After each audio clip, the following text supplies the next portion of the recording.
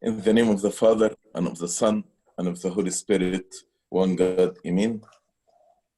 I'm very happy to be with you today and Saya senang bersama dengan kalian semua. Can you hear me? Yeah, he's just translating your statement.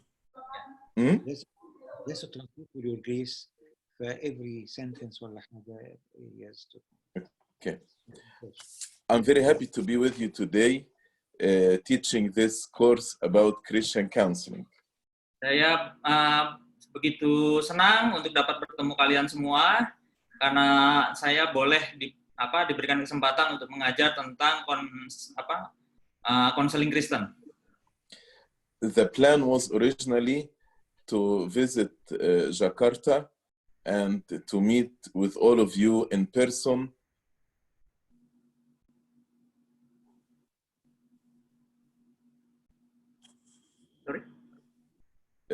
Come and visit you, but in the future I pray that there will be an opportunity to come and meet with all of you in person. Okay. Saidna mengatakan bahwa senang sekali nanti kalau suatu hari mungkin di waktu yang akan datang bisa bertemu kita semua yang ada di Jakarta. Our lecture today will be introduction for Christian counseling. So we'll start actually explaining the importance of Christian counseling. Dan untuk kali ini kita akan belajar untuk sebagai pembukanya ya tentang konseling Kristen. Christian counseling has its roots in the Holy Bible, in the Scripture. Di mana tentang konseling ini sudah ada dituliskan di dalam Alkitab. Especially in the book of Proverbs, and I like to share some verses from the book of Proverbs. Dan ini ada di dalam Amsal. Nanti kita bisa melihatnya. Do you need the presentation, Saidna? I sent you the presentation. You can use it if you like to. I will prepare. First verse is Proverb 11, chapter 11, verse 14, where there is no counsel, the people fall, but in the multitude of counselors there is safety. Di mana yang pertama-tama ada di Amsal 11 ayat 14. Kita lihat presentasi sebentar. The other verse in Proverb 24, verse 6, for by wise counsel you will wage your own war, and a multitude of counselors there is safety. Yang berikutnya ada di Amsal 24 ayat 6.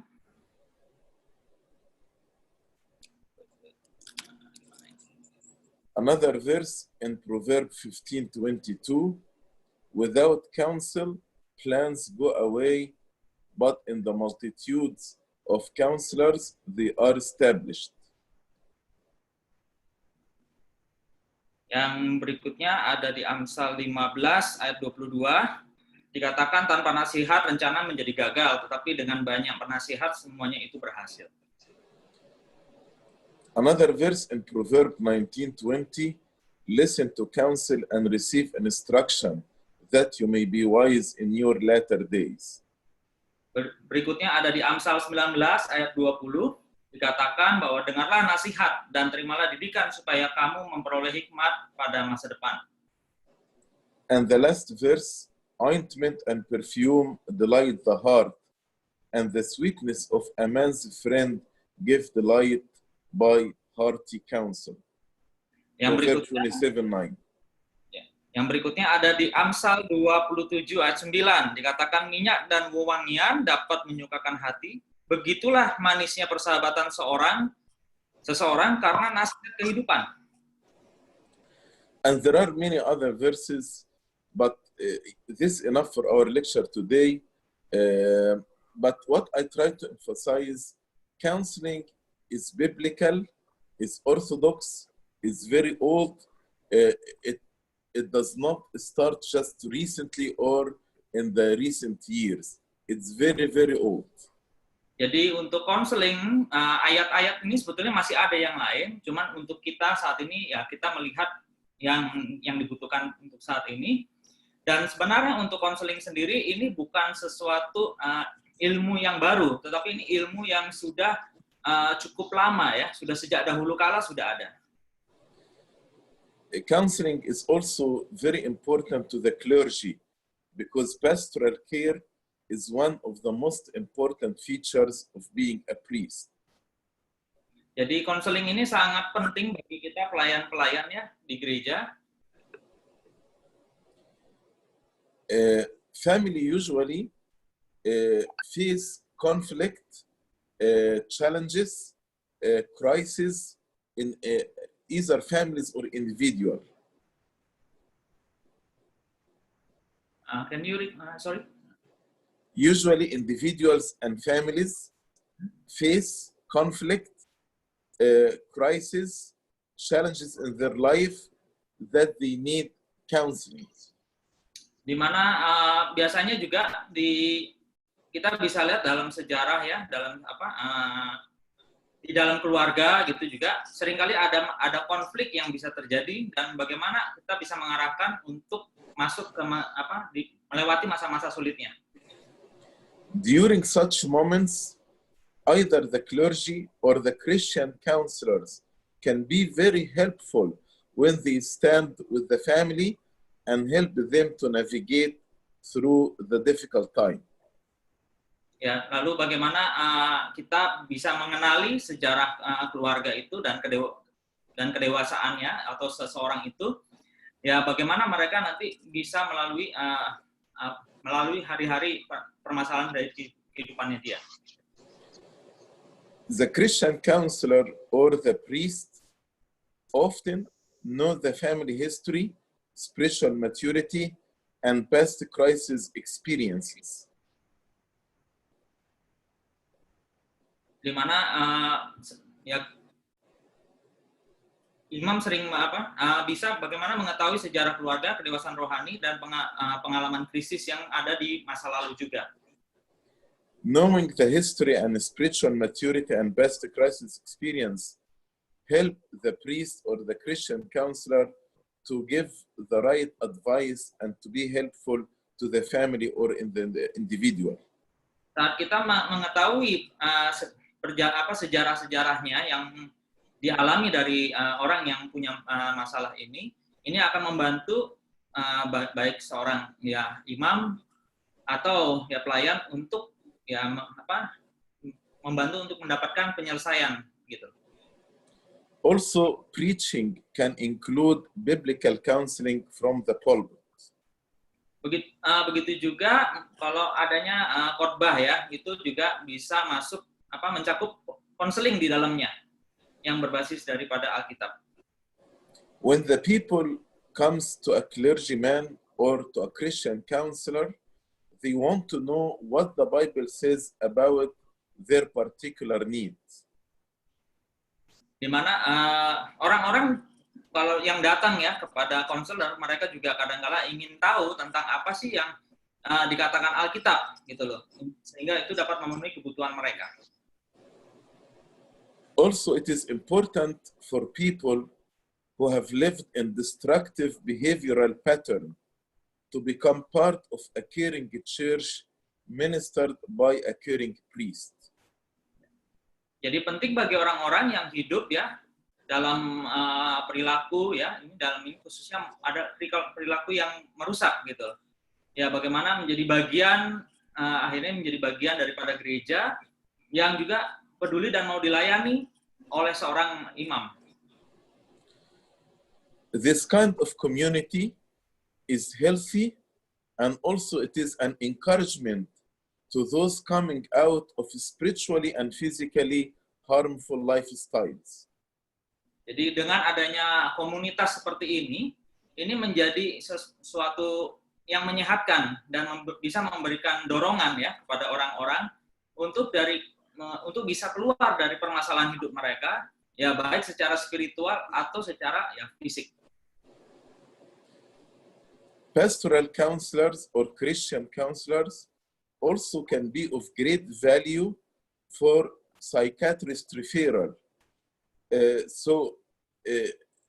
Certain mental health issues they can identify, and then they can refer them to qualified and professional people to help. Jadi bagaimana konseling pastoral juga ini memiliki nilai yang besar ya. Jadi untuk sebuah rujukan gitu loh, secara rujukan psikiatrisnya, karena mereka secara unik telah memenuhi syarat untuk mengatasi masalah kesehatan mental tertentu. For example, people experiencing loss or dealing with bereavement are often struggling with theological questions, and they can benefit from therapy, professional help, as well as from a pastoral counselor or a Christian counselor.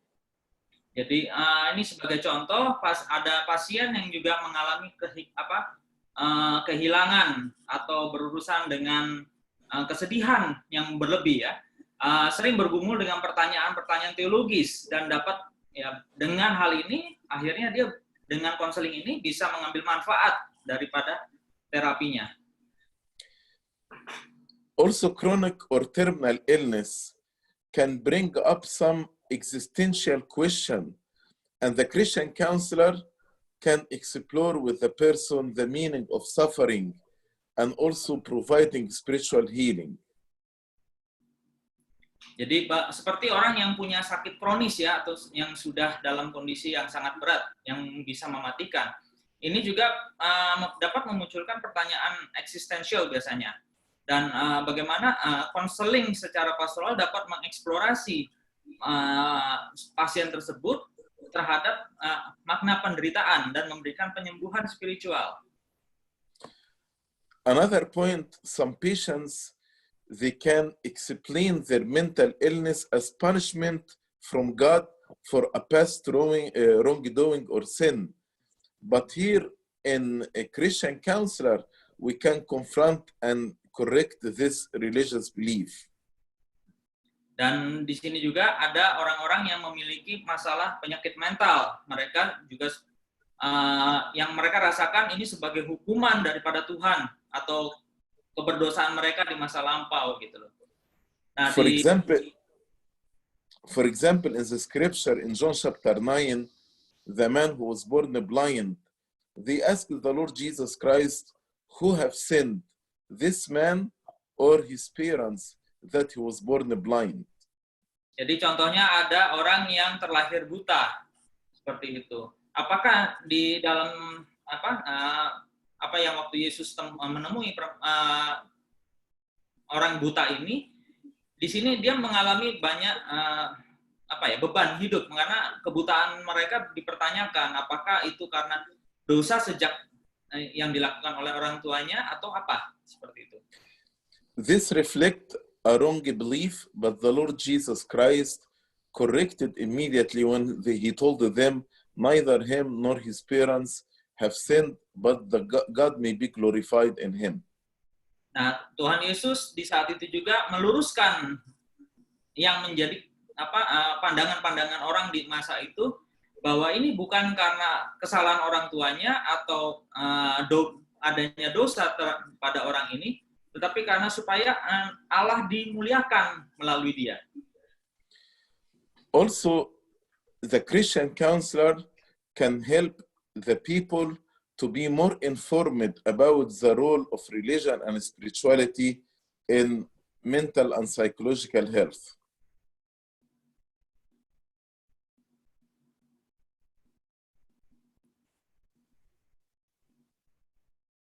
Jadi bagaimana orang yang mengalami permasalahan ini itu ya dia bergumul dan dapat bagaimana akhirnya konseling ini dapat membantu membimbing pasien di mana mendapatkan suatu pandangan atau informasi yang lebih sehat seperti itu. Some issues or principles will be brought into therapy, like faith, forgiveness, stewardship, evil, suffering, repentance. All these issues can be discussed in the Christian counseling sessions. Dan untuk hal ini ya mereka dapat ya datang untuk mendapatkan terapi spiritual ya. Seperti bagaimana mereka mengenal iman, mengenal pengampunan, mengenal penghormatan, itu mengenal tentang pelayanan ya. Lalu mengenal tentang apa sih kejahatan itu dan penderitaan serta pertobatan. Our Lord Jesus Christ set an example because he never abandoned anyone to the complexities of life. Nah, di mana kita akhirnya pasien ini atau yang membutuhkan ini melihat bahwa Tuhan Yesus tidak pernah meninggalkan siapapun gitu. Dan di dalam kesulitan-kesulitan yang ada di dalam dunia ini. There are actually many difficulties and challenges we can face. Sometimes can be overwhelming. Di mana juga di dalam hal ini bisa saja sih kehidupan gereja lalu bisa melihat bertemu dengan banyaknya kesulitan-kesulitan ya yang akhirnya bisa mendapatkan satu beban yang besar. And there is no surprise because our Lord Jesus Christ told us in the world you will have many tribulation. Dan di sini juga akhirnya bisa melewati permasalahan atau penderitaan ya yang ini. But this is actually half of the truth, that we have many tribulation. The other half, as we read in John chapter 16, verse 33, be of good cheer because I have overcome the world. Di mana ya dunia ini akan banyak sekali permasalahan ya. Dan seperti juga, tapi Tuhan Yesus mengatakan di Yohanes 16 ayat 33, semuanya itu kukatakan kepadamu supaya kamu beroleh damai sejahtera di dalam aku. So even in the worst situation, we have hope because God is the hope of the hopeless and the help of the helpless. Dan sehingga di dalam situasi terburuk pun yang kita harus alami atau dijalani oleh orang yang mengalami penderitaan ini, ya bisa memiliki pengharapan. Dan memang ini bukan sebuah jalan keluar yang mudah ya. Also, our Lord Jesus Christ promised that He will turn our suffering into joy. Dan Tuhan Yesus juga di sini dia berjanji gitu loh kepada kepada kita semua gitu. Untuk ya ada kebajikan meskipun di tengah-tengah penderitaan. The peace that we get from knowing God and having personal relationship with Him can change the whole dynamic of a person's life. Jadi bagaimana akhirnya memiliki kedamaian gitu, akhirnya bisa memiliki kedamaian dan mengenali Tuhan seperti itu, dan akhirnya menjadi seorang penyembah ya, dan akhirnya mengubah keseluruhan dinamika kehidupan dirinya.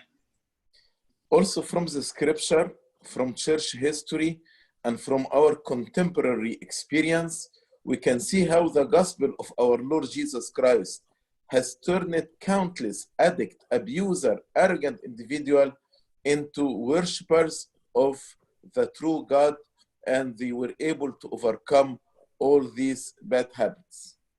Nah, seperti bagaimana Injil Kristus ini kita bisa lihat telah mengubah banyaknya, contohnya ada pecandu atau pelaku kekerasan, ya. Lalu juga orang-orang yang tadinya sombong menjadi semuanya ini menjadi penyembah gitu kepada Allah yang tunggal. So after we understood the importance of Christian counseling, I like to discuss with you the word change. Because counseling is all about change. Di mana setelah kita mengenali tentang konseling itu sendiri, nah bagaimana konseling itu sebenarnya bertujuan ya untuk membuat satu perubahan. In counseling, we meet people who want to change, or people who don't know how to change, or people who need help to change, or people who resist change, or people who seem unable to leave their current circumstances and accept the help of others to change. Nah, di mana di dalam konseling ini ya kita akan bertemu orang-orang yang ingin berubah ya. Dan di sini juga ada orang-orang yang tidak tahu harus bagaimana saya bisa berubah. Atau ada orang-orang juga yang membutuhkan bantuan untuk berubah. Dan juga ada orang-orang yang menentang perubahan di dalamnya juga. Kita akan bertemu akan hal ini. Dan orang-orang yang tampaknya tidak dapat meninggalkan keadaan mereka saat ini di dalam kebebanan atau kesulitan mereka. Dan orang-orang ini ya akhirnya menerima bantuan dari orang lain untuk berubah. So we can say counselors are change specialists, change catalysts. Nah, jadi dikatakan konselor ini adalah seorang spesialis ya untuk membuat satu perubahan. Their job is to help people deal with the changes that come into their lives and make it changes that will improve their lives. Jadi tugas mereka bagaimana membantu orang menghadapi suatu perubahan yang terjadi pada diri mereka, gitu, dan membuat suatu perubahan dan juga meningkatkan nilai kehidupan mereka. So, for anyone to be effective counselor, he should understand the change process and should have the knowledge of how people try to change themselves and why change is difficult and what will make change lasts. Jadi kalau seseorang ingin menjadi seorang konselor yang efektif, ya penting bagi dia adalah memahami proses perubahannya dan memiliki pengetahuan tentang bagaimana seseorang ingin mencoba mengubah diri, gitu, diri mereka sendiri, dan harus tahu mengapa perubahan itu sulit dan bagaimana membuatnya bisa bertahan. There are 6 stages of change. This is not written in the presentation. There are 6 stages of change. Ada 6 tingkatan perubahan. Ini perlu dicatat ya kalian di sana. The first stage, people who refuse to change or see no change is needed. Jadi yang pertama adalah orang yang menolak untuk berubah karena berubah itu susah. Second stage, we call it the dream stage. So for them, change is like a dream, not reality. It will never happen in reality. Yang kedua adalah perubahan itu seperti mimpi. Jadi bagi mereka berpikir tuh perubahan itu mimpi. Third stage, willing. So now they have the will to change. Dan yang berikutnya ada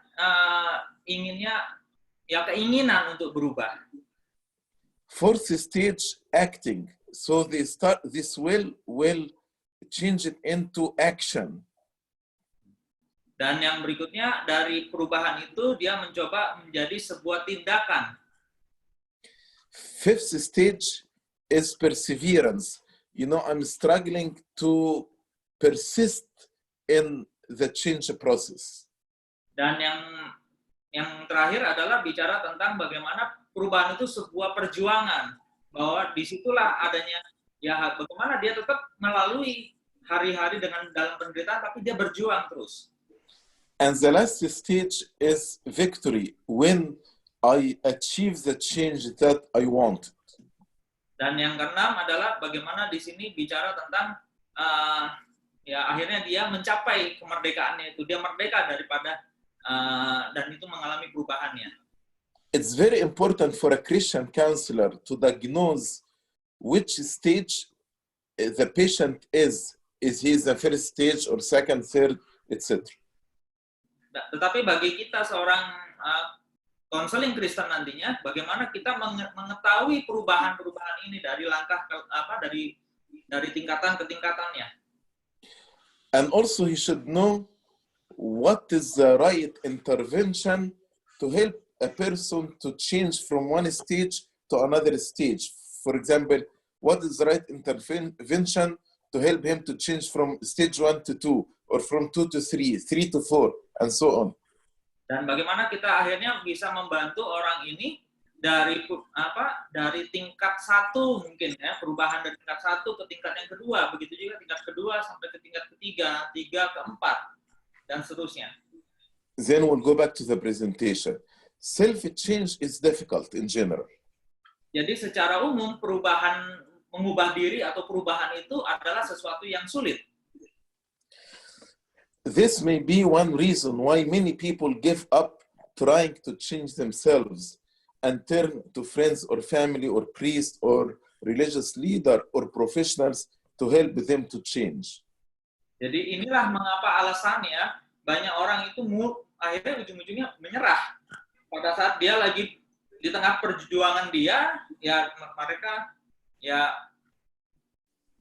akhirnya menyerah, akhirnya mereka mencari teman, keluarga, atau mungkin imam, gitu ya, atau pemimpin-pemimpin agama yang lain, seperti itu. There were 2 Canadian psychologists did long-term research in order to understand why self-change often fails, and they come up with a syndrome, they call it false hope syndrome. Nah, di sini dalam upaya memahami ya, mengapa merubah diri itu ya usaha diri sendiri seringkali gagal. Ya, di sini ada 2 psikolog Kanada melakukan penelitian gitu. Yang sudah cukup lama penelitiannya, dan akhirnya mereka membuat satu teori namanya sindrom pengharapan yang salah atau false hope syndrome. False hope syndrome is started by unrealistic expectation. Jadi bagaimana pengharapan yang salah itu diawali dari sesuatu yang ekspektasi yang tidak realistik, harapan yang tidak nyata. And we can apply this even on our spiritual life. For example, if one person never read the Bible and now he wants to read the Bible, so he start to put for himself unrealistic expectation. I will read 50 chapters every day, for example. Ya, ini bisa kita lihat ya, kita bisa terapkan dalam kehidupan kita sehari-hari. Ya, misalkan kan bisa lihat seseorang yang ingin mulai membaca Alkitab. Nah, tetapi dia waktu dia memulainya, dia berpikir bahwa saya harus membaca Alkitab ya 5 sampai 10 pasal langsung dalam sehari. Seperti itu. Second step, after he put this unrealistic expectation, actually he feels that he can do it. Feeling of control. I am committed to change. So that is stage number 2 when I said willing. Number 3, willing. So he has a plan and he is willing to start reading, for example, 50 chapters every day. Dan yang step berikutnya ini adalah tingkatan berikutnya, bagaimana dia mulai membuat satu komitmen dalam pikirannya. Ya, saya akan mulai deh untuk membaca Alkitab 5 sampai 10 pasal ini. Then he will move from stage 3 to stage 4, which acting, initial effort, and maybe he can read 50 chapters for 1 week, and he feels that he succeeded, early success. Dan ini masuk di dalam upaya awalnya, setelah dia lakukan, memang dia berhasil, dia bisa membaca Alkitab itu 5 sampai 10 pasal yang tadi. Then because of the unrealistic expectation, he cannot continue after 1 week. So the change stopped. He did not move from stage 4 to stage 5, from the acting stage to the persevering stage. Nah, di mana di dalam perjalanannya akhirnya ada sesuatu yang membuat dia menjadi berat, gitu loh. Jadi yang tadinya dia berusaha memulai dengan jumlah yang banyak, tetapi akhirnya dia mulai mengalami perubahan dan akhirnya pelan-pelan dia berhenti. Then he feels he failed and he will abandon the attempt to change. Dan akhirnya dia merasakan dalam perjalanannya, wah, ini saya sudah gagal gitu untuk bisa berlanjut. That's why for me as a Christian counselor, I need to find the reason for failure. If somebody tells me, I tried to quit smoking, I tried to quit sexual immorality, I tried to quit drugs, we need actually to understand what are the reasons why he tried but he failed. Dan di mana selalu diakhiri dengan alasan-alasan karena dia mendengarkan dari banyak orang kenapa ya itu sulit untuk dilakukan gitu. Dan ya seperti orang-orang yang punya masalah ya ingin lepas daripada masalah seksual atau dari merokok atau ya sejenisnya, biasanya mereka akan punya alasan bahwa saya nggak bisa melepaskan ini. According to this research, actually self-change often fails because we set unrealistic expectation. Jadi menurut teori tadi, jadi dikatakan bahwa perubahan kita mencoba mengubah diri sendiri itu kenapa gagal? Karena kita punya harapan ini tidak realistis, tidak nyata. Initially, there is a strong commitment to change, and the person feels in control of the process. Dan awalnya memang ada komitmen yang kuat, kita bisa lihat tadi ya, ada komitmen yang kuat untuk berubah dan orang tersebut merasa dapat mengendalikan prosesnya itu. And most of the time, this initial effort lead to early success. Memang awalnya usahanya ini pasti bisa membawa kesuksesan. However, very soon this change will stop because it was unrealistic. Dan bagaimanapun akhirnya perubahan ini akan berhenti karena memang apa yang menjadi tujuannya tidak realistis. And hope for a change dies slowly after repeated failure. Dan harapan ini untuk berubah mati perlahan-lahan, ya. Dan akhirnya kalau udah gagal berulang-ulang, akhirnya mati. So, we as counselor, and as I said, counselors are change specialists. How can we prevent this failure from happening? How to help the clients to change? Nah, bagi kita yang menjadi seorang konselor, inilah tugas kita untuk mencari cara mencegah hal ini terjadi. Number one, we need to help individuals to set realistic expectations and attainable goals. Dan yang pertama adalah bagaimana seorang konselor harus dapat ya membantu orang ini menetapkan sebuah harapan dan tujuan yang realistis sehingga dapat dicapai. Many times we ask them from scale 0 to 10, how you grade yourself? Kita bisa menggunakan grading ya, dari misalkan dari 0 sampai 10. Berapa kamu menilai dirimu untuk memulai perubahan ini? 0 is failure, 10 is the change that's attempted. Di mana 0 adalah kegagalan dan 10 adalah ya keberhasilan. For example, if he told me I am 4 out of 10, I will ask them what you need to do to move from 4 to 5 or 4.5. Misalkan orang ini dia mengatakan saya menilai diri saya adalah 4. Nah, sekarang bagaimana seorang konselor itu bisa membantu orang ini bergerak dari 4 menuju ke 5. So here actually I'm taking him in gradual steps toward the goal, number 10. But I'm not going to jump from 4 to 10. I'm taking him gradually to reach this goal. Jadi bagaimana akhirnya tugasnya seorang konselor atau mengarahkan ya fokusnya dari 4 ke 5, bukan loncat ya dari 4 langsung ke 10, tidak. Then when he moves from 4 to 4.5 or 4 to 5, to help them to focus on success rather than failure. Nah, di mana untuk bergerak dari 4 ke 5, ya ini kita mengajarkan supaya bagaimana dia bisa berhasil dan bisa juga mencegah misalkan mengalami berjaga-jaga ya, agar tidak mudah kecewa pada saat dia dari 4 ke 5 mengalami kegagalan. Also, we need to tell them to expect relapses because it is less disappointing when they expect relapses. Expert 3, sorry. Relapse, falling back, relapse. Oh, bagaimana dia di sini dia akhirnya bisa mengulangi ya, mencoba lagi gitu di dalam perjalanan dia untuk meningkatkan dia punya nilai.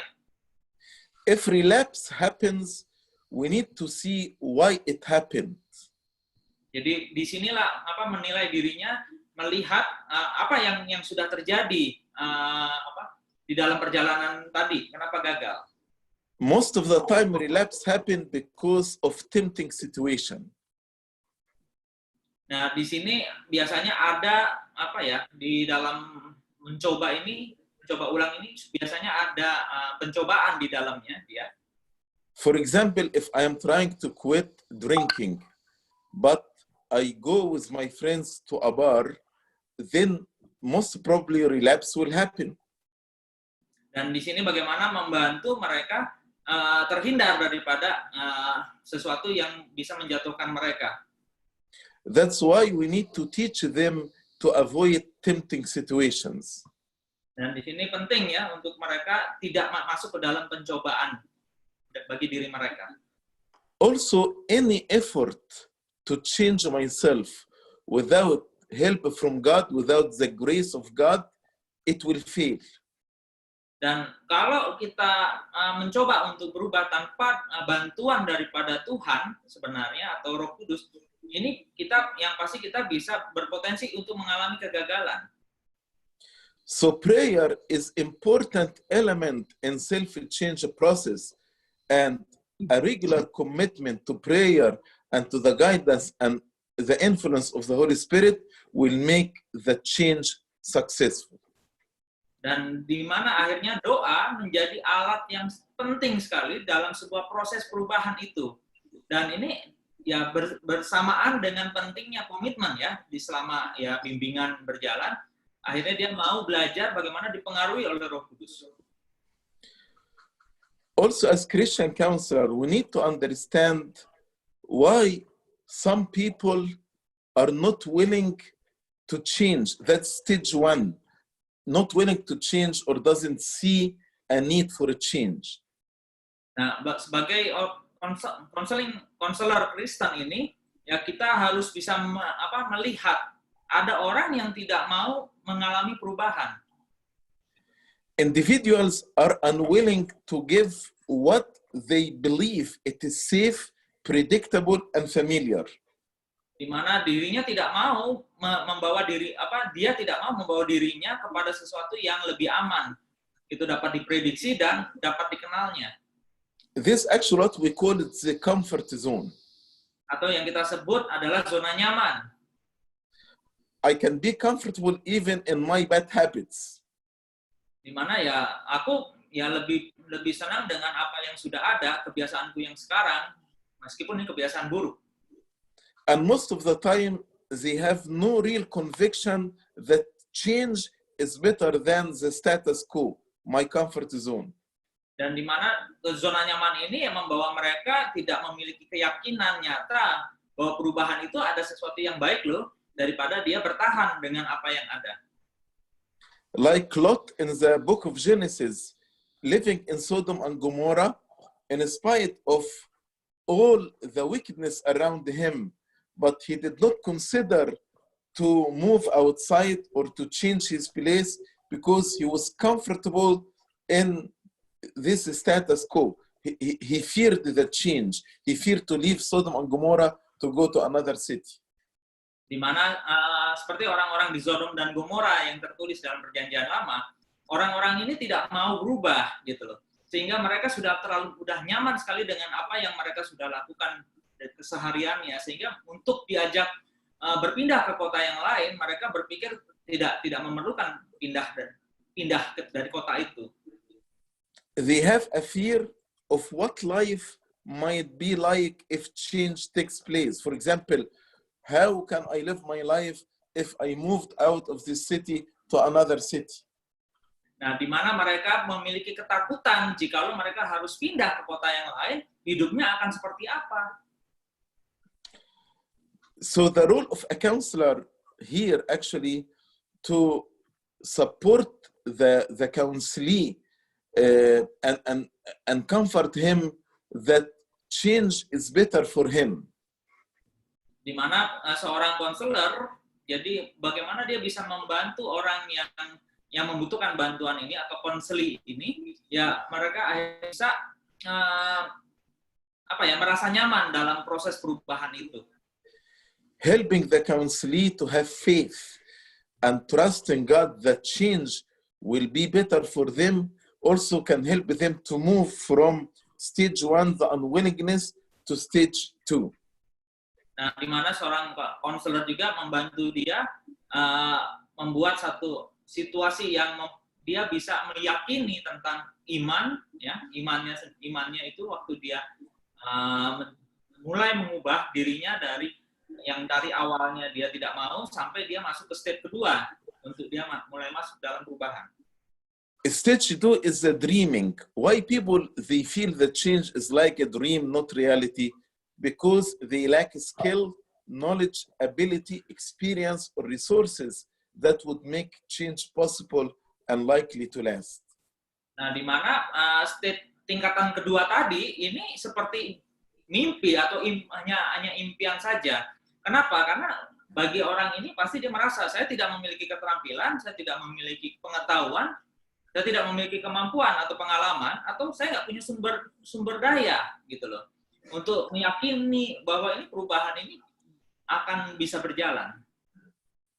Helping the people who are in dreaming stage, teaching them some skills, some knowledge, some ability, this actually will help them to move from the dreaming stage to the willing stage. Nah, di sini perubahan kemampuan yang kita ajarkan, keterampilan yang kita ajarkan kepada orang ini yang mau mengalami perubahan, ya ini akan membantu sekali buat mereka masuk ke dalam perjalanan yang lebih jauh. Another challenge that it is not the person himself who feels the need to change, but other people like his parents. For example, parents can bring adolescent who has no desire to change, bring him to counselor because his parents want him to quit drugs, for example. Nah, di mana di sini kesulitan untuk karena dia ada paksaan dari dari pihak lain, contohnya orang tua meminta seorang anak remaja ini untuk berubah. In order for a change to happen, the person himself should be in need of change, not his parents, not his friends. The person should believe that I want to change. Ya. Jadi kalau bicara di sini bicaranya adalah bagaimana kalau pasangan orang lain dan bukan karena dirinya sendiri, inilah dia tidak akan memiliki keinginan untuk berubah.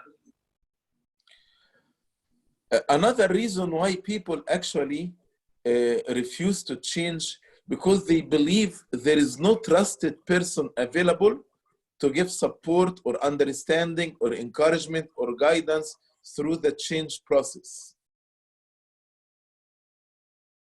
Nah, hal yang lain adalah karena tidak ada orang yang dia percaya untuk kepada dia atau pengertian kepada dia atau dorongan atau bimbingan untuk berubah.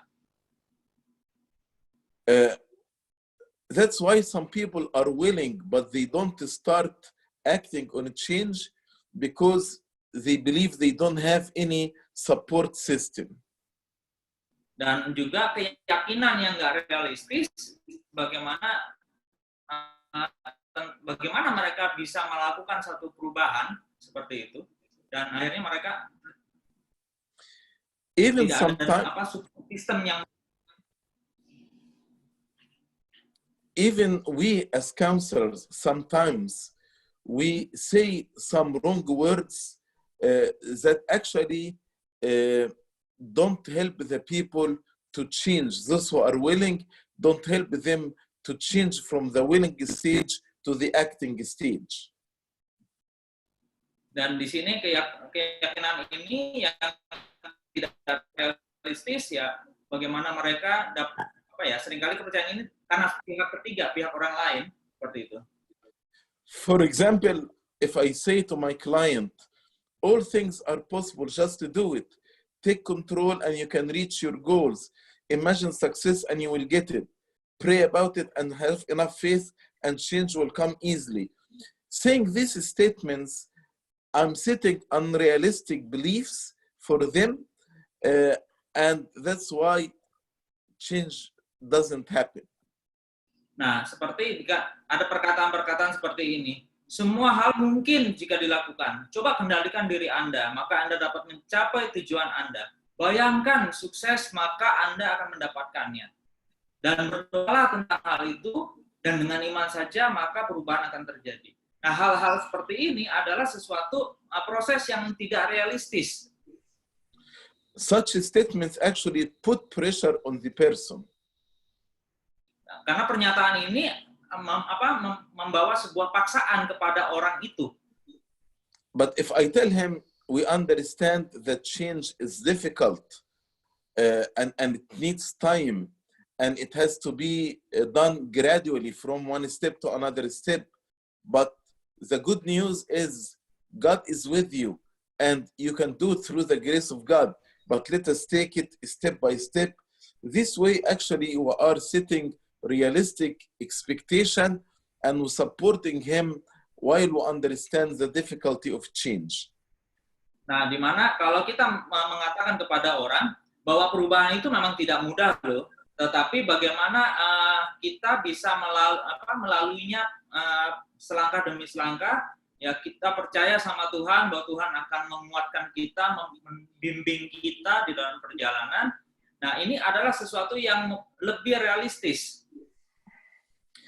There is a Christian counselor named Jeffrey Kotler, wrote a book, Making Changes Last, after spending almost 20 years collecting data, talking to counselor, understanding how can we make the change lasts.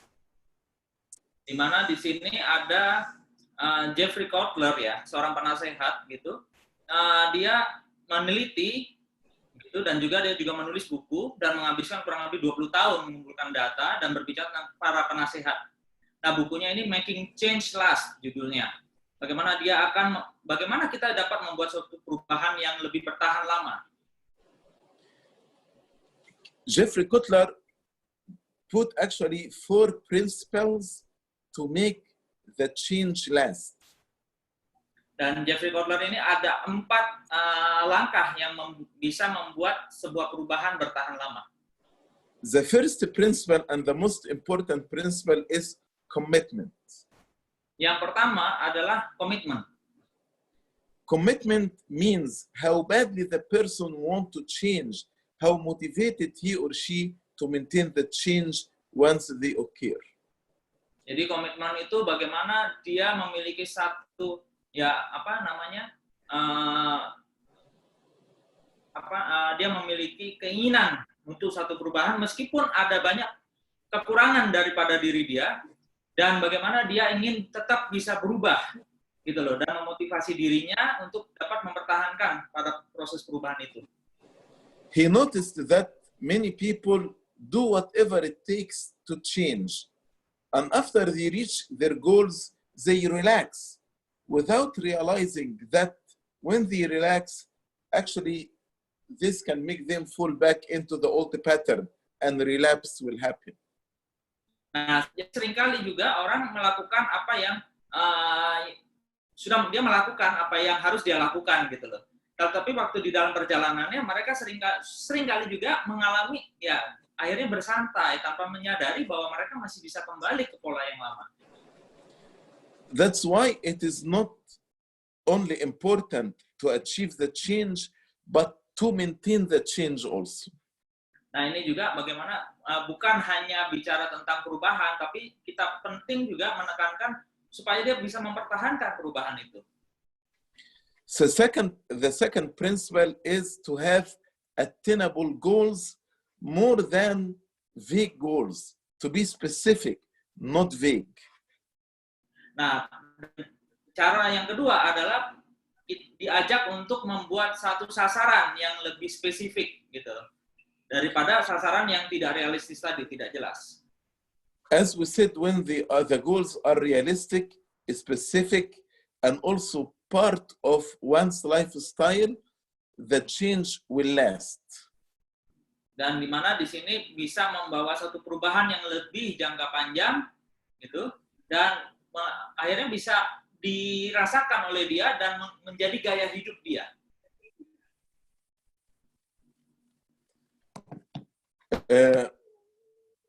The third principle is relapse prevention. Baru And yang there are some ways to reduce these relapses to a minimum. Nah, yang berikutnya adalah mencegah ini terjadi kalau kita sebut kumat ya. Jadi untuk dia kembali lagi atau kumat, bagaimana mencegah untuk orang ini tidak kumat kembali dalam kebiasaan lamanya gitu. Jadi bagaimana cara mengurangi kemungkinan dia kembali ini seminimal mungkin.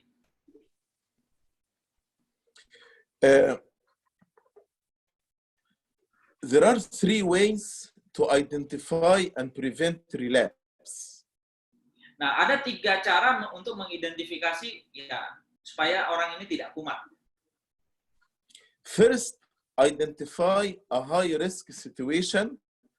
For example, someone who is alcoholic and who knows the danger of meeting friend in a bar. Yang pertama adalah kita mengidentifikasi risiko-risiko tinggi yang bisa terjadi sama orang ini. Contohnya, bagaimana dia seorang pencandu alkohol, tahu dia bahayanya kalau dia bertemu dengan seorang teman di bar. Second, learn the coping skills that enable a person to avoid the problem. Cara lain adalah dengan kita melatih menaruh dengan cara keterampilan coping ya. Coping itu menaruh kepala di dinding gitu loh. Karena ini akan membantu seseorang menghindari masalah. What I mean by learning the coping skills, for example, it is easy to say to a teenager just to say no. But when actually he faces a situation, some friends give him drugs, he will be tempted and he cannot say no. Nah, di mana ini seperti dikatakan, sepertinya ini mudah dikatakan untuk menolak, untuk jawab, tidak deh gitu. Tetapi ternyata pada saat ada orang yang memberikan narkoba lagi kepada orang ini atau mungkin memberikan alkohol lagi kepada orang ini, dia sulit untuk berkata tidak, tetapi dia akhirnya lebih cenderung untuk menerima. So the counselor can teach the client refusal skills and can practice these skills with him. So when the client is in the real situation, he will be able actually to say no. Dan di mana akhirnya bagaimana kita seorang konselor dapat mengajarkan sebuah keterampilan kepada orang yang mengalami permasalahan ini untuk dia dapat mengatakan tidak. The third actually way to avoid relapse, to help people to develop a lifestyle that reduces the possibility of temptation. Nah, yaitu dengan cara adalah yang ketiga ini membantu dia mengembangkan gaya hidup yang bisa mengurangi kemungkinan dia tergoda lagi. For example, if there is a person addict to internet pornography. Contohnya, ini laki-laki ini ya yang suka pornografi. If we tell him get rid of the computer, this is not realistic because he might need computer for work or study. Misalkan udah begitu, mereka diminta untuk menjauhkan komputernya, gitu. Jelas hal ini tidak realistis karena pasti dia membutuhkan komputer itu. So as a counselor, in order to help this person to reduce the possibility of temptation, we can ask him at work and at home to move his desk and the computer into open area. So the computer screen will be obvious to anyone who enter the room. Nah, sesuatu yang lebih realistis adalah bagaimana dia baik di tempat kerja atau di rumah, ya dia memindahkan mejanya ke tempat yang orang-orang lebih banyak di ya. Now I'm going to mention number 4. I said there are 4 principles to make the change last. First principle, commitment. Second one, attainable goal. Third one, avoid relapse. Number 4 is support system. Nah, tadi ada 4 ya. Jadi yang pertama adalah bicara komitmen, yang kedua bicara tentang sasaran yang lebih spesifik, yang ketiga bagaimana mencegah dia mengulangi perbuatannya atau kumat ya. Nah, yang keempat adalah bicara tentang sistem pendukung. Maintaining the change depends on a large extent whether there is a partner or support system to give encouragement and accountability. Nah, di mana di sini bagaimana orang ini bisa tergantung hidupnya dalam untuk memelihara perubahan-perubahan gitu loh. Nah, itu apakah ada rekan atau yang bisa memberikan dorongan secara terus-menerus? And as I said, any change will be impossible without the grace of God. So we need actually to understand that the main support system is the power of God that bring lasting changes. Nah, bagaimana seperti seseorang kita mengenali kekuatan Allah, tetapi bagaimana kekuatan Allah itu yang benar-benar terlihat pada dia dan itu bisa membawa perubahan bagi dirinya. In Ephesians chapter 3 verse 20, we read this beautiful verse, who is able to do exceedingly abundantly above all that we ask or think, according to the power that works in us. Nah, kita bisa lihat ya di surat Efesus, Santo Paulus mengatakan bahwa dengan kuasa Allah yang giat bekerja dalam diri kita, Allah dapat melakukan jauh lebih banyak daripada apa yang dapat kita minta atau pikirkan. Also, the prayers and the intercession of saints is also part of the support system. Nah, ini juga seperti doa perantaraan ya. Kita minta kepada orang-orang kudus untuk membantu kita. Ini juga salah satu yang dapat membantu.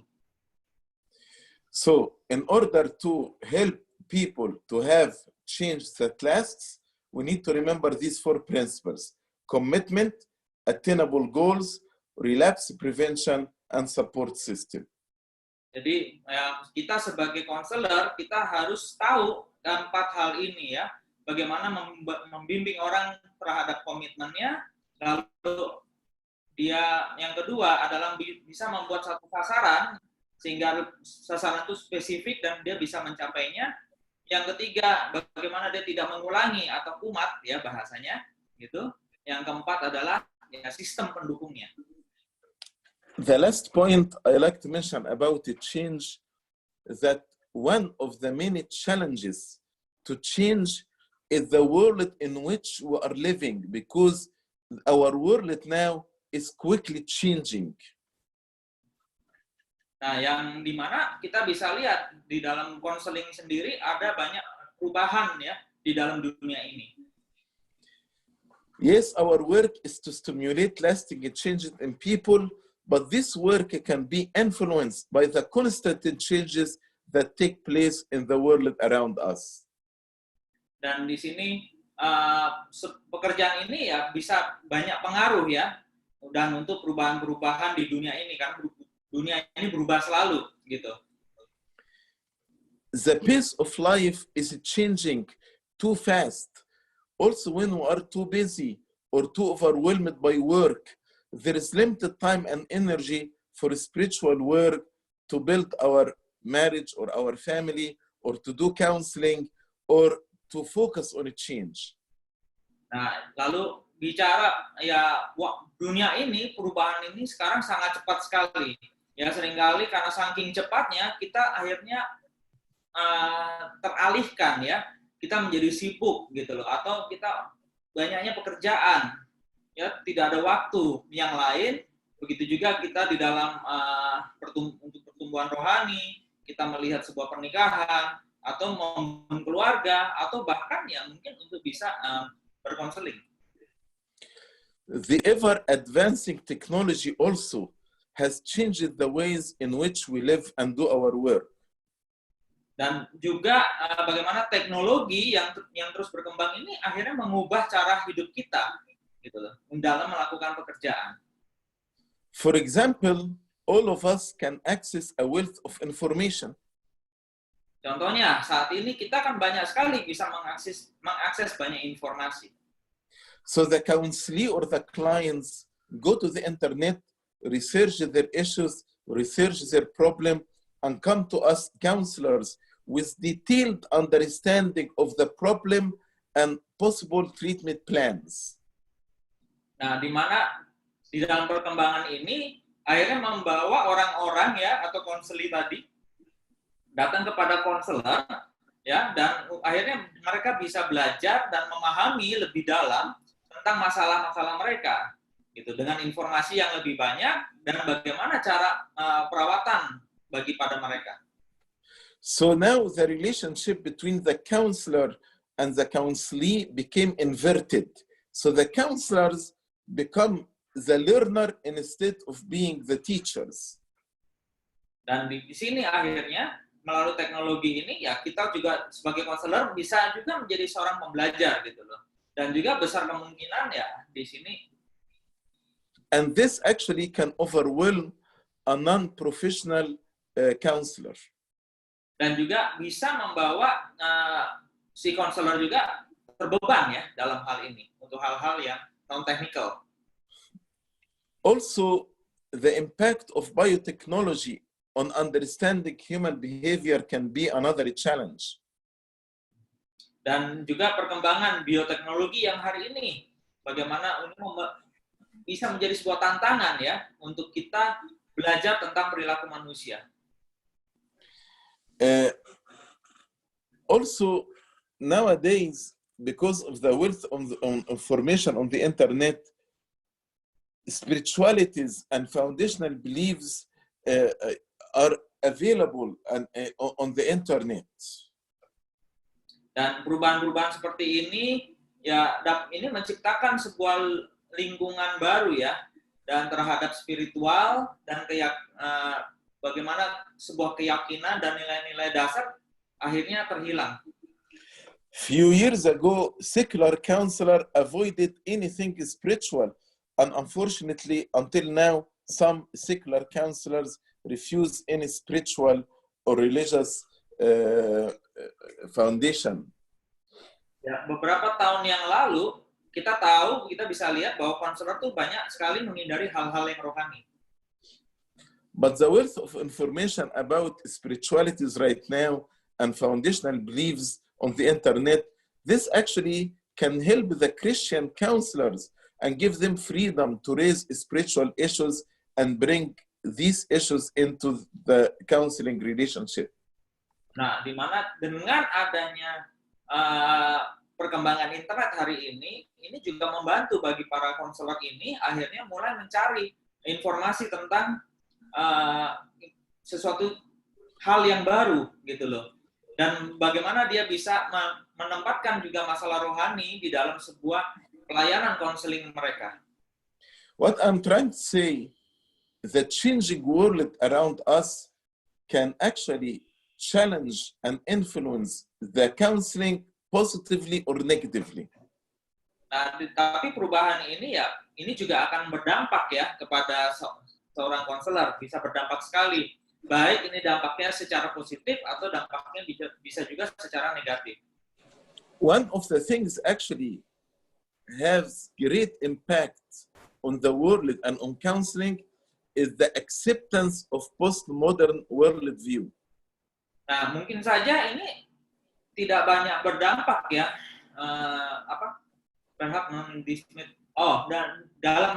dan bisa dikatakan dalam dunia saat ini memang ini bisa berdampak besar gitu loh. Ya, apalagi bicara tentang bagaimana pandangan secara umum di dalam dunia modern. Postmodern values like relativity, relative truth, have infiltrated most of the culture by media, internet, interactive technology, innovative ways of learning, politics, business, entertainment industries. It's all over us, all over the world around us. Nah, di mana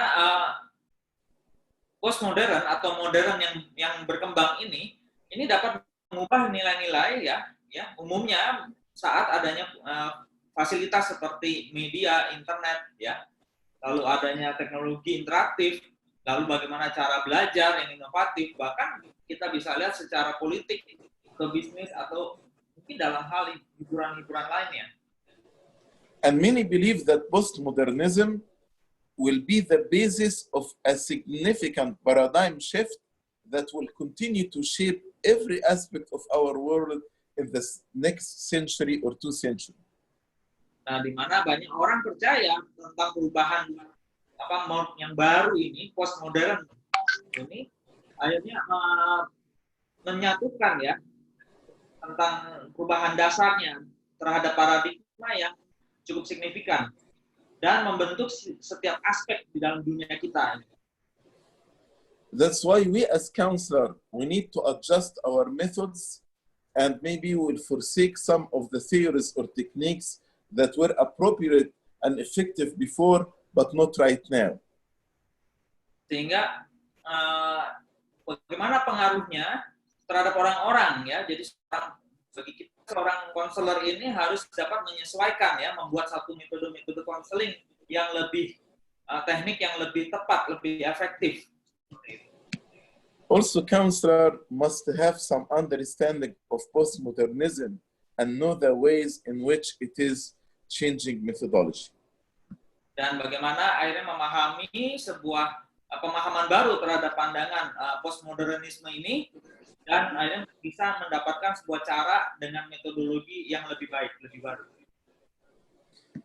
Actually, this will conclude our first lecture about the importance of Christian counseling and the change, because as I said, counselors are change specialists. Nah, ini kita ini sebagai bagian kesimpulan bagi kita tentang bagaimana perkembangan daripada dunia konseling ini. Okay. Actually, I think we have 20 minutes if anybody has any question. And I received a list of questions. I don't know whether you want me to go over the questions that I received in the email, or if somebody has question about the lecture. Or maybe, Syahidna, maybe you can start from the question that I sent to you before. Okay.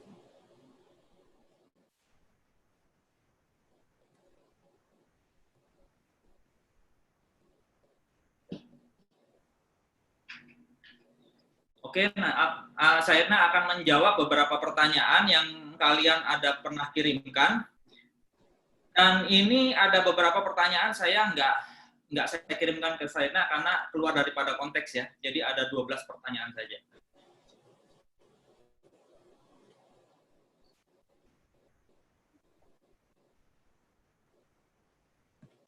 The first question, sometimes we found in reality in the world, many of the worker counselors not giving the right solution or way out.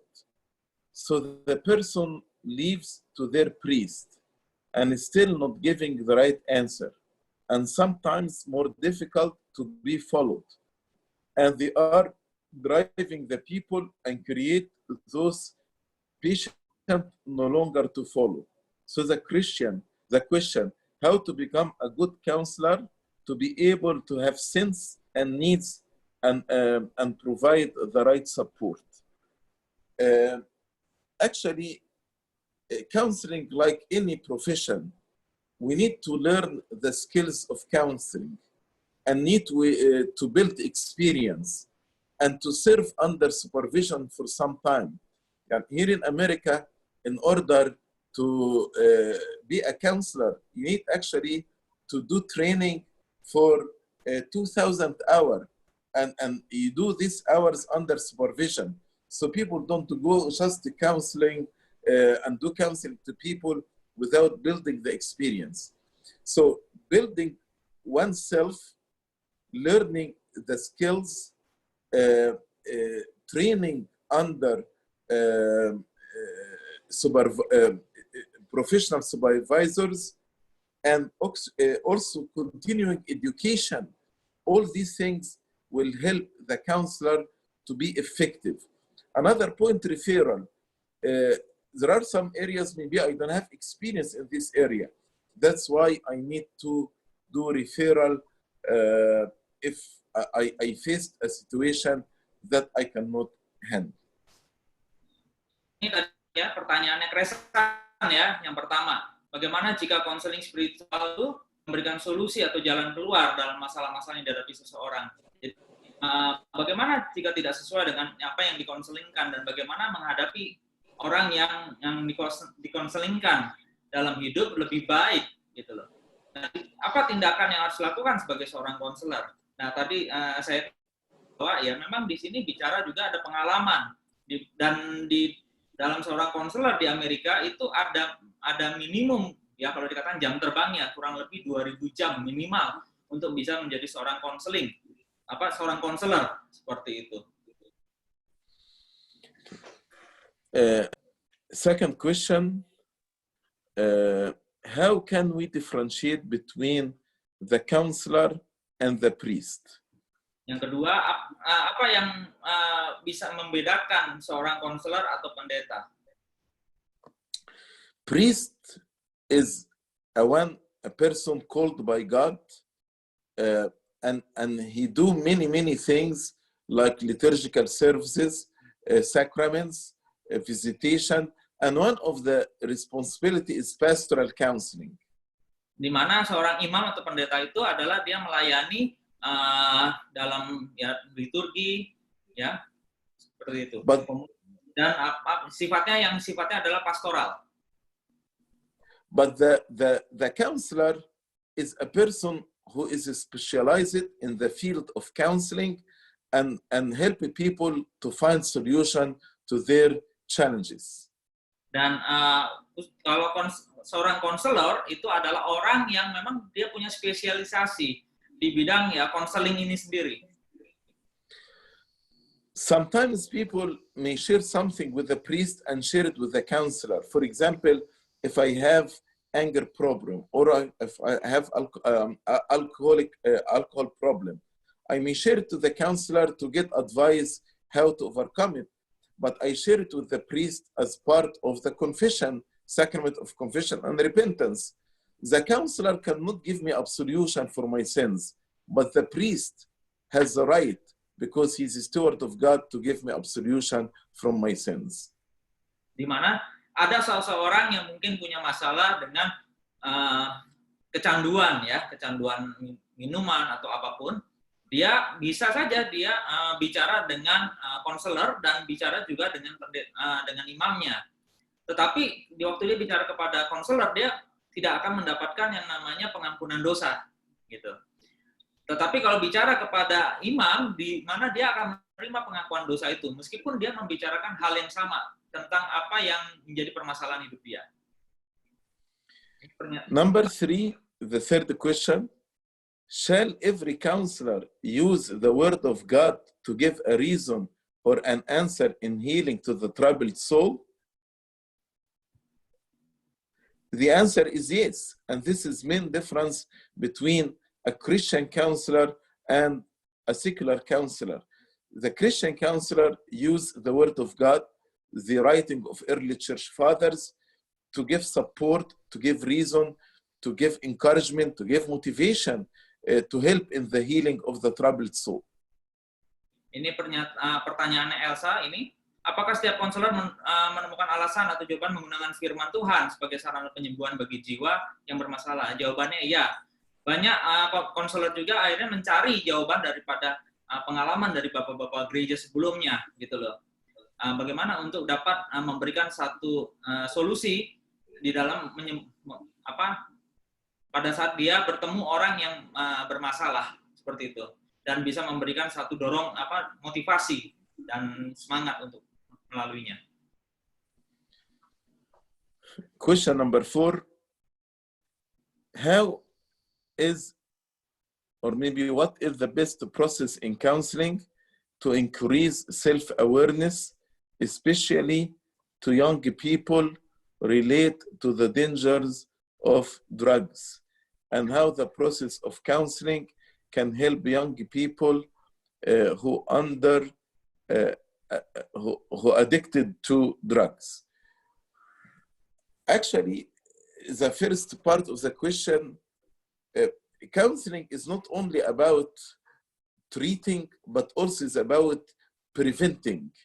So how actually to help our youth to avoid drugs by teaching them, educating them about the danger of drugs, to teach them refusal skill, how to be able to say no, to explain to them how to avoid tempting situations. So all this education can help our children and our youth to avoid drugs, also working on their spiritual life and having a strong relationship with God will help them to avoid taking drugs. Tadi ya, pertanyaan Susi tadi sudah dijawab. Bagaimana cara proses konseling spiritual untuk meningkatkan kesadaran diri pada anak remaja yang telah kecanduan narkotika dan kepercayaan yang mengalami keraguan dalam dirinya, dan juga apakah cara supaya kepercayaan seseorang tersebut dapat lebih baik. Nah, memang tugas seorang konseling ini bukan saja menyembuhkan kecanduan gitu loh, tetapi juga seorang konseling ini dapat membimbing orang-orang ini untuk bisa mencegah supaya dia tidak masuk ke dalam situasi yang bisa membahayakan ini, dikatakan. The second part of the question, if somebody is already addicted to drugs, what can we do? Actually, many people who are addicted, they refuse to come to counseling and they don't want to change. And this actually is a big challenge to the counselors. Nah, di bagian kedua ini bicara tentang bagaimana kalau orang itu sudah mengalami kecanduan. Memang hal ini tidak mudah ya bagi orang itu akan mau bicara kepada seorang konselor, ya, karena dia lebih condong untuk menolak untuk bicara itu, dan ini sebuah tantangan bagi seorang konselor. So there are two things the counselor can do in order to help these people to seek counseling. Jadi ini memang ada dua hal. Yang pertama adalah bagaimana apa yang bisa dilakukan oleh orang ini, dan yang kedua bagaimana dia mau untuk bertemu dengan konselor itu. Number one, actually, to pray for them. But number two is to stop enabling them. And I will explain what I mean by this. Yang pertama adalah bagaimana kita mendoakan orang ini, gitu. Dan yang kedua adalah, excuse me, can you repeat the second one? Stop enabling them. Stop empowering them in their wrong way. Yang kedua, kita harus tidak mencoba untuk ya seperti memberikan dorongan buat dia untuk mereka berhenti dulu seperti itu. To explain what do I mean by this, I'm sure all of you know the story of the prodigal son, the parable of the prodigal son in Luke chapter 15. Nah, kita bisa lihat dari misalkan cerita seorang anak bungsu yang hilang dari Lukas 15. This son actually, as long as he had friends, he had money, he never considered correcting his way and returning back to his father's house. Nah, anak yang bungsu ini tahu kan ceritanya, dia punya uang banyak dari orang tuanya gitu loh. Dia punya harta yang banyak dari orang tuanya yang sudah diberikan. Dia sulit sekali untuk kembali kan dengan kondisi itu. Only when he lost all his money and he started to be hungry and looked for jobs and did not find any, at this moment he considered returning back to his father's house. Nah, ketika waktu si anak bungsu ini mulai kehabisan uangnya, dia mulai juga merasakan kelaparan yang harus dia hadapi, disinilah dia mulai kembali kepada orang tuanya. Let me make a change in the story to explain what do I mean by enabling or empowering. If his father sent him some money or some food while he was in the far country, do you think he would return back to his father's house? Misalkan orang ini kalau dia punya uang, ya uang banyak, dan dia pergi ke tempat negeri yang berbeda, yang jauh, apakah dia mau langsung kembali ke bapaknya? Definitely he would not return. Yang pasti dia tidak akan mau kembali langsung. Maybe some people advise the father to send him some money, to tell him, when you send him some money, this will show him that you love him. But this is actually a wrong love. Nah, di mana ya sepertinya dia memang mengasihi bapaknya ya, tetapi ya dia tidak di jalan itu. So when the father stopped giving him any money or any food, this actually pressured the son to return back to his father's house. Ketika bapaknya dia mulai menghentikan kiriman uangnya kepada si anak ini, otomatis biasanya si anak ini akan berusaha untuk kembali ke bapaknya. That is the concept of not enabling or not empowering the person who is addict. Inilah sebuah konsep yang maksudnya jangan memberikan dorongan kepada orang itu. Usually people who are addict get in trouble, but most of the time their parents or their family or their friends try to get them out of trouble. Dan ini yang bisa dihadapi adalah permasalahan yang dia harus bisa juga dia pahami. So what will make me quit drugs if all the time I find somebody get me out of the trouble? Jadi bagaimana kalau dia punya masalah dengan kecanduan tadi, itu dan dia bisa keluar, dan dia membutuhkan seseorang yang untuk membantu dia keluar. So when my parents actually leave me, or my family leave me, or my friends leave me to reap the consequences of what I did, this actually may make me consider seeking treatment or asking for help. Di mana dari situasi yang dia harus hadapin dan akhirnya membuat dia untuk berpikir bahwa dia membutuhkan seseorang untuk menolong dia. That's why we say all the time, the person who is addict, he has to reach the bottom in order to seek help. Dan ini sesuatu yang dia harus mulai dari awal kembali, dan dia harus mencari pertolongan. As counselors, we need to accelerate this process to reach the bottom quickly so he can ask for help early enough. Nah, sebagai konselor tugasnya adalah ya bagaimana dia akhirnya membawa orang ini menyadari sesuatu yang paling rendah tadi itu, dan akhirnya mulai mengangkat dia perlahan-lahan selangkah demi selangkah. Okay. Now I'll go to question number 5. Ada pertanyaan How as a counselor should behave from the first meeting until continuity and finalization? Any technique or strategies that a counselor must use to help someone? Ini pertanyaannya Priscilla ya, sikap seperti apa yang harus ditunjukkan seorang konselor kepada yang dibantunya, strategi-strategi apa yang harus dilakukan konselor sampai dari awal sampai akhir penyelesaiannya. This actually needs a whole lecture to explain the first session, how it looks like, then what are the skills. Next lecture will speak about some skills for the counselor himself. And also, I hope we'll have time to explain some techniques and strategies and theories for counseling.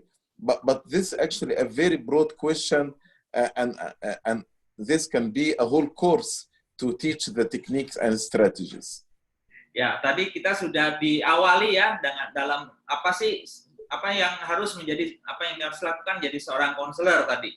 Dan di sini juga kalau lihat dari apa yang ditanyakan ya tadi Saidna mengatakan ini akan membutuhkan keseluruhan nanti yang kita pelajari kita akan bisa melihat apa yang harus diawali dan sampai yang apa yang harus diakhiri.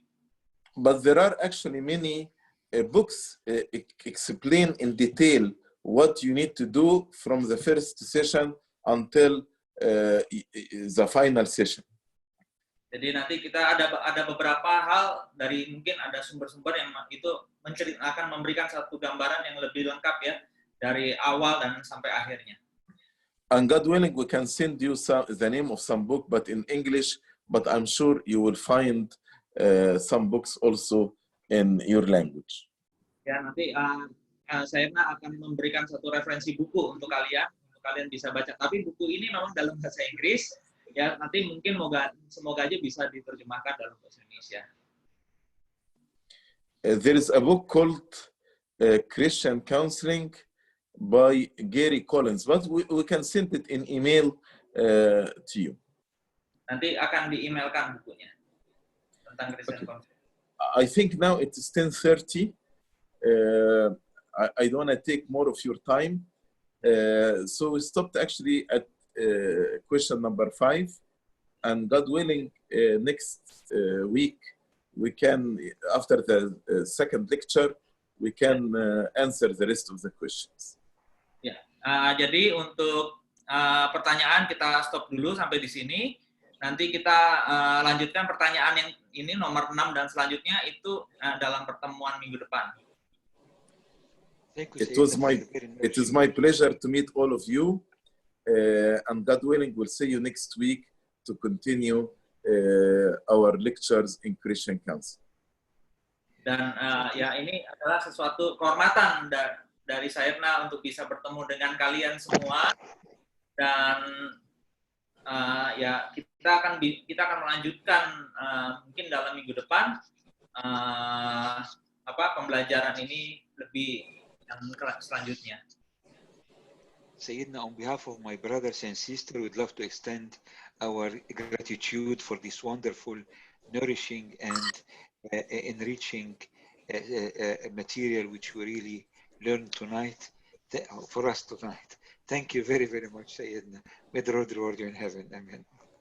Thank you, Abuna Hanan. Thank you, all of you.